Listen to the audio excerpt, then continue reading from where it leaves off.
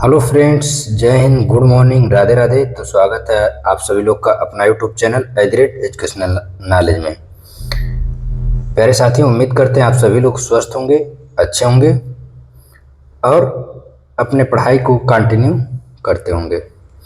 चलिए, इसी तरह से हम भी अपने क्लास को कंटिन्यू करते हैं। आज का जो हमारा क्लास है, भारत के प्रमुख वायसराय एवं उनके कार्य। वायसराय भारत आज़ाद होने के पहले एक तरह से ये कह लिया जाए कि जब भारत आज़ाद नहीं हुआ था तो पूरे भारत में जो शासन व्यवस्था के संचालक होते थे उसके सर्वमुखिया वायसराय ही होते थे। उनका निर्णय ही उस समय कानून माना जाता था, जिसका सभी लोगों को पालन करना होता था।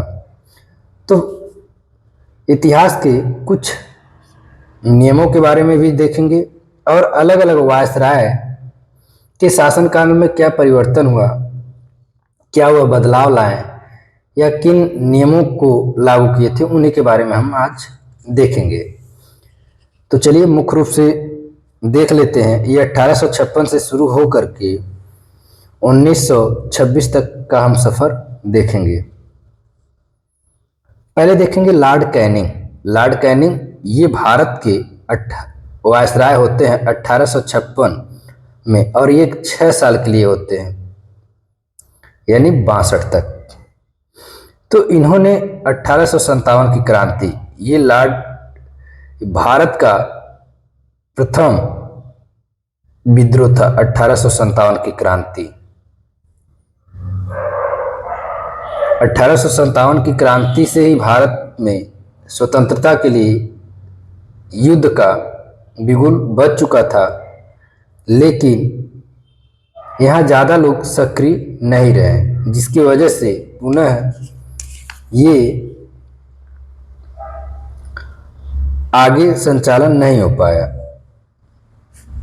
तो लॉर्ड कैनिंग के समय में 1857 की क्रांति होती है और ये भारत का प्रथम स्वतंत्रता क्रांति होता है। फिर इन्हीं के शासनकाल में रानी विक्टोरिया की घोषणा और भारत सरकार अधिनियम 1858 की घोषणा भी होता है। विधवा पुनर्विवाह अधिनियम 1856 में लॉर्ड कैनिंग के ही द्वारा लागू किया जाता है। भारतीय परिषद अधिनियम 1861 में ही आता है, किसके शासनकाल में? लॉर्ड कैनिंग के काल में। भारतीय दंड संहिता 1858, ये भी किसके शासनकाल में आता है? लॉर्ड कैनिंग के काल में। इसी तरह से अगला हम देखेंगे जॉन लॉरेंस। जॉन लॉरेंस, ये भूटान युद्ध हुआ था इनके शासनकाल। अच्छा, इनका देखेंगे शासनकाल कब से कब तक था, तो 1864 से 1869 तक। तो इनके शासनकाल में क्या हुआ? भूटान युद्ध 1865 में, कलकत्ता बंबई में उच्च न्यायालय और 1865 में मद्रास की स्थापना। मद्रास की स्थापना नहीं होती है, कलकत्ता, मुंबई और मद्रास की जो उच्च न्यायालय होती है उसकी स्थापना होती है। अकाल आयोग का गठन भी उसी शासनकाल में हुआ था। कब? 1864 और 69 के बीच में। किसके शासनकाल में? जॉन लॉरेंस के समय में। अगला देखेंगे मेयो। लॉर्ड मेयो के शासनकाल में क्या होता है? इनका शासनकाल जो है 1869 से 1872 तक। तो इनके शासनकाल में देखेंगे भारत के सांख्यिकी सर्वेक्षण की स्थापना होती है, कृषि वाणिज्य विभाग की भी स्थापना होती है और 1871 में भारत की प्रमुख जनगणना होती है, और ये भारत का प्रथम जनगणना माना जाता है 1871 से। लीटन, इनका शासनकाल 1876 से 1880 था। रॉयल टाइटल अधिनियम 1876 में ही लागू हुआ। वर्नाक्यूलर प्रेस एक्ट भी 1878 में आया।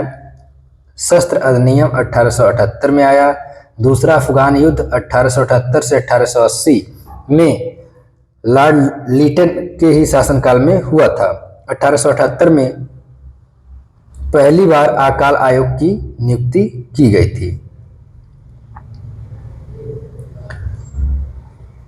लॉर्ड रिपन, इसके शासनकाल में इनका शासनकाल 1880 से 1864 रहा। इनके शासनकाल में क्या क्या परिवर्तन हुआ था? तो पहली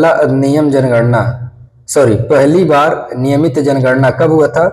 तो 1881 में। 1882 में स्थानीय स्वशासन भी लागू हुआ था। हंटर आयोग का भी गठन किया गया था।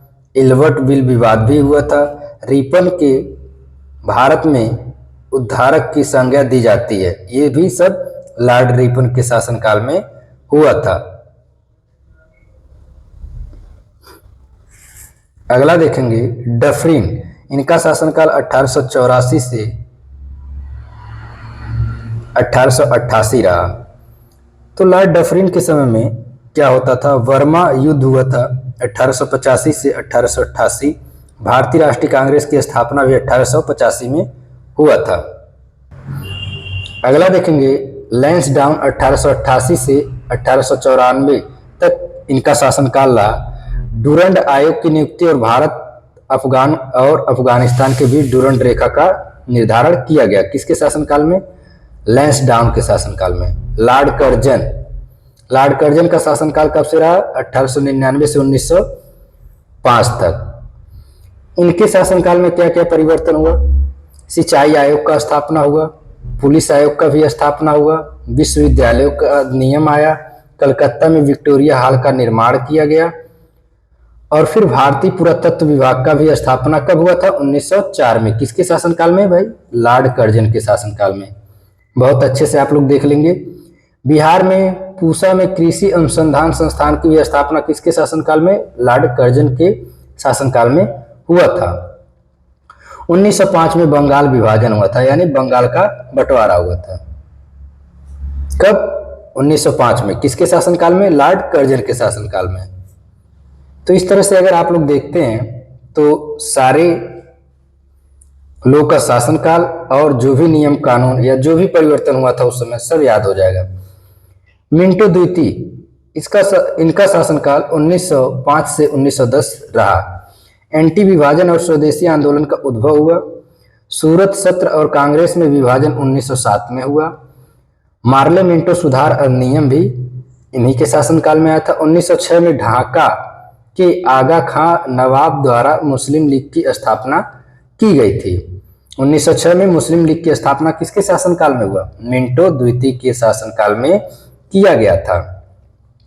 अगर प्यारे साथियों इस तरह से आप लोग याद करेंगे, वीडियो को एक से दो बार रिपीट करेंगे, तो उम्मीद करते हैं वीडियो आपको बहुत अच्छे से समझ में आएगा और याद भी हो जाएगा। चलिए इसी क्रम में आगे बढ़ते हैं। हार्डिंग द्वितीय 1910 से 1916 तक इनका शासनकाल रहा।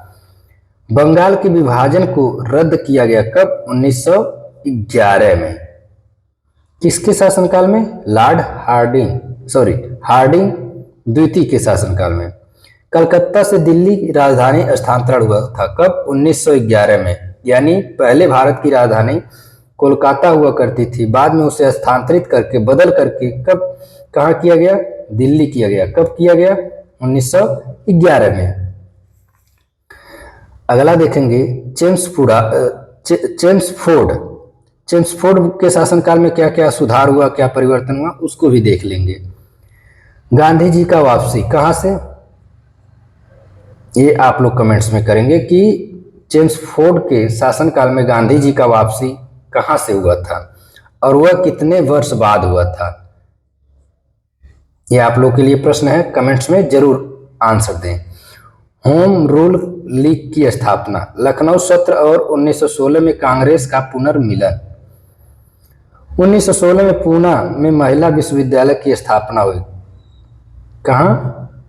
पूना में। 1916 में, याद रखिएगा। 1919 में रॉलेट एक्ट आया था, कक्षा 10 के लिए बहुत इंपॉर्टेंट है। 1919 को आप लोग बहुत अच्छे से पढ़ लेंगे और कक्षा 9 में भी थोड़ा बहुत इसके बारे में जिक्र मिलेगा। जलियांवाला बाग नरसंहार हत्याकांड 13 अप्रैल 1919 को हुआ था। खिलाफत आंदोलन 1919 से 20 तक चला था। ये किसके शासनकाल में हुआ था? तो चेम्सफोर्ड के शासनकाल में।